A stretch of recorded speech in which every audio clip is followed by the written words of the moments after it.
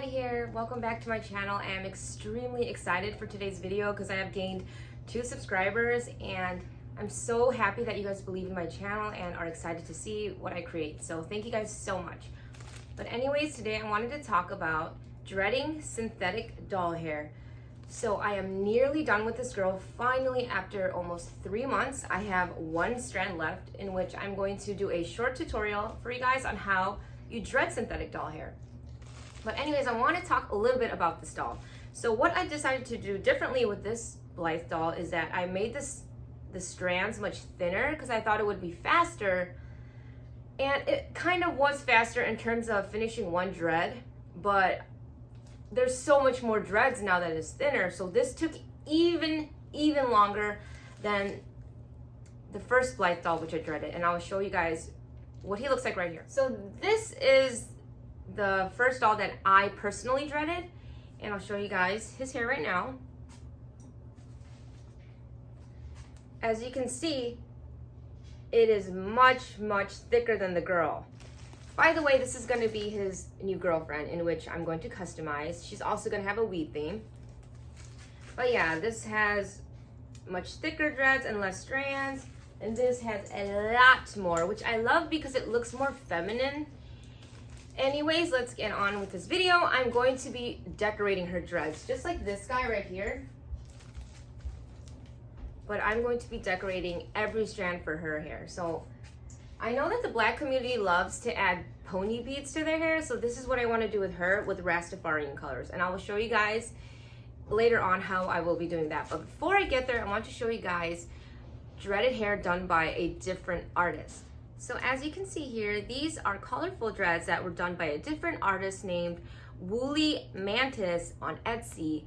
Now, I recently went on her account maybe like a month ago, and she seems to have stopped doing Blythe dreads. I don't know if she will continue in the future, but anyways, she is what inspired me to get into dreading synthetic hair.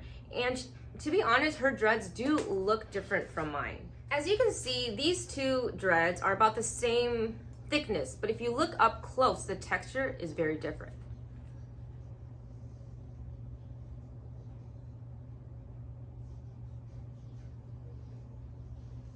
So I honestly have no idea how she produced these dreads, and I assume her method is a lot quicker than mine because she had like a lot of these dreaded scalps at one point, and if it takes me like 2 to 3 months to do dreads, my method probably takes much longer, like tenfold longer, you know.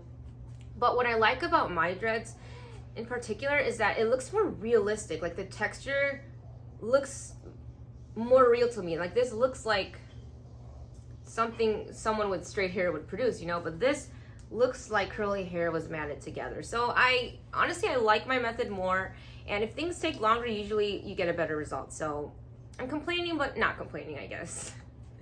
But yeah, as you can see, this rainbow Blythe is just decked out like crazy, and I want to keep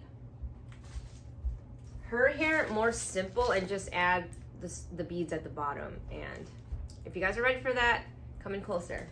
Before I clean this up, I wanted to show you guys my Vitali jewelry collection. I'm definitely wearing some of the pieces right now, but I love their jewelry, and let me clean this up real quick.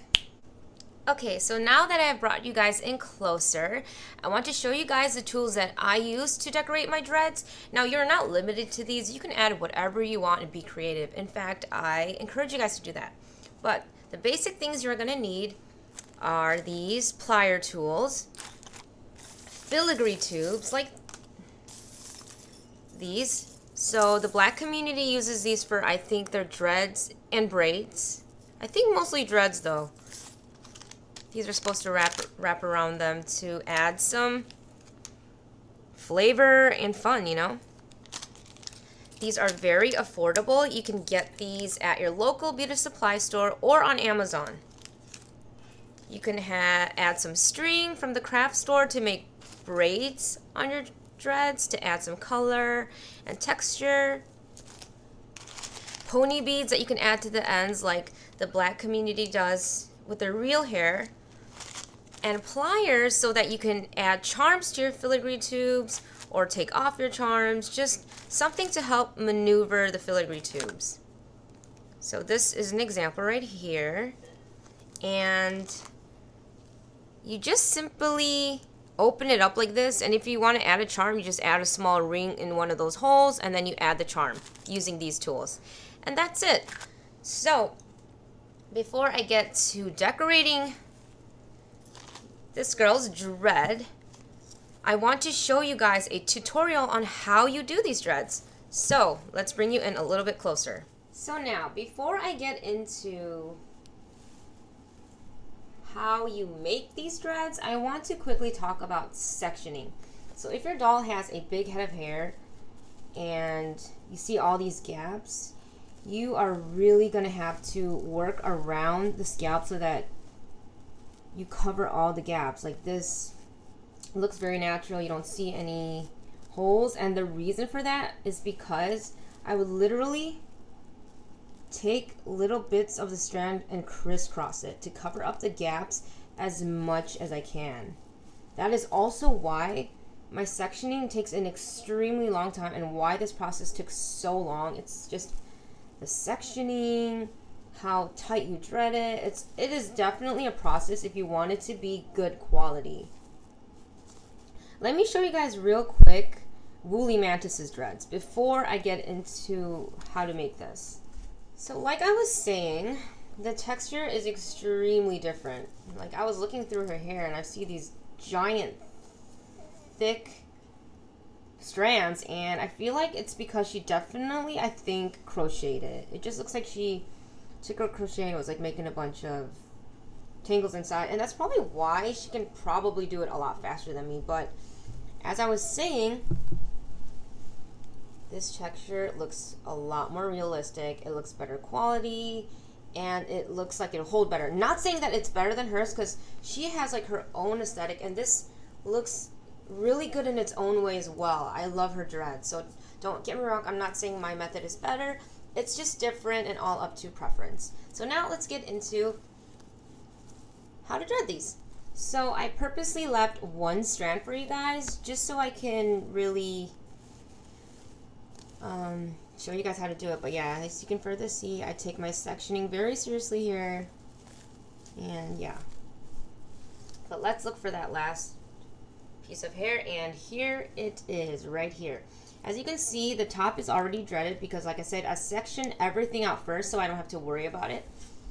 But this is what I do. So essentially, my method of dreading straight hair is that I make tangles. So what you do is you just rub the hair so that it splits into two sections like this, and then you just simply knot it.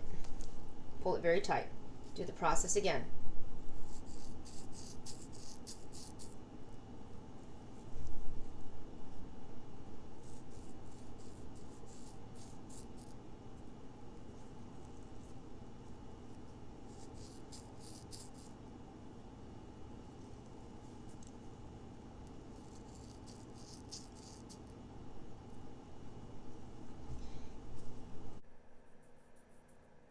And you just do it all the way down. You guys get the idea.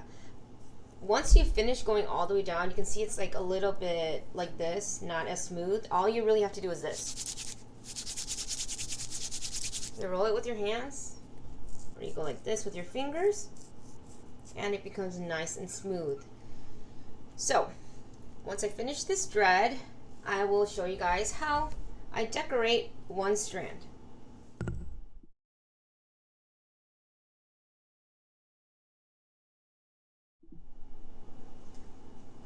So before you add any beads to the dreads, make sure that you really dread the ends as much as you can first.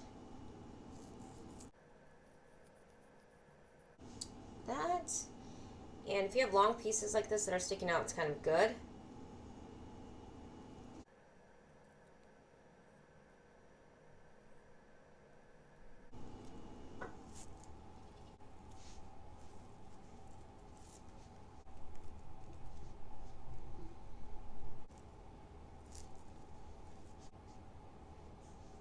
So now I'm going to open this up.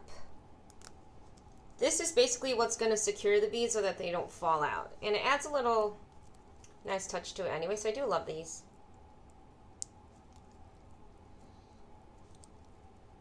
just open it, press it down, and then you roll it shut like that. And there you have it. I'm going to do this to all of her hair. I don't think I'm going to finish that today because that's going to be a process, so I will show you guys the finished look in another future video. But let me show you other dolls that you can also customize to look like this. So I recently went to Target and I saw these cute little things called Na-Na-Na dolls. And I thought that this would be perfect for dreading because they don't have that much hair. And that is because the little Na-Na-Na dolls, the hat is sewn onto the head. The teen ones, it's not, but for the little ones, it is. So there's really not that much hair to work with. So dreading these would not take very long. Let me open up the doll for you guys real quick. So this is the doll once it's open, and oh my god, that packaging was annoying to open because there was so many of those clear clippy things. But as you can see here, there's very little hair, and this looks like it has more than it does just because it's so curly. But I could probably finish this in a day if I really wanted to. It'd still take like 2 hours, I feel like, but you know, you just take this. You don't even have to section too. So if you want to start getting into dreads, get these felt dolls. The reason why I was drawn to these felt dolls is because one, it's really cute. Number two, it has a big head and I love the big head aesthetic. And number three, this is the most important point, is that you can't really customize the face because it's felt. So yes, I'm being lazy because with these dolls I can do a little bit less work in terms of customizing, because with these dolls I just want to change the clothes and redo the hair and stuff like that. Just really simple things. But yeah, this is what she looks like, and I'm going to be dreading her hair. Once I'm finished with her as well, I will show you guys the product in a future video. Thank you guys so much for stopping by my channel today, and I really, really appreciate it. Always remember to be sweet, and I'll see you guys in the next one. Bye!